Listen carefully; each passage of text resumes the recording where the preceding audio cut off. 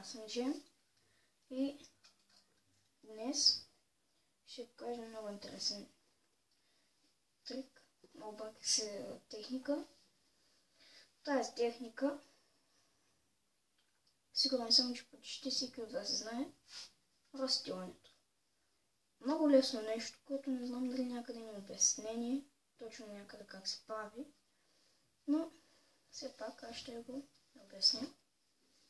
Ето така подробно. Разстилането според мен е нещо много лесно и няма никаква нужда. Малка нужда де. И така. Първо да ви покажа как се прави разстилането. Ето, това е разстилането. Много лесно. Сега ще го направя бавно.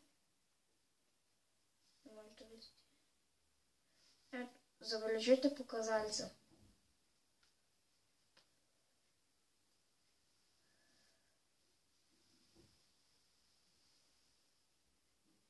Ето, виждате ли? Началото беше така, когато помогате, после като съвсем по-малко става така. Вижте.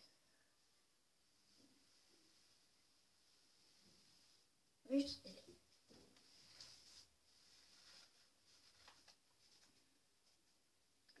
Сега трябва да сте хванали от катостето с безименния, с задния пръст и с палеца. Котрето може да го сложите отдолу, е така, и показалица тук. После, когато правите така, показалица леко почва да, много леко почва да отива нагоре.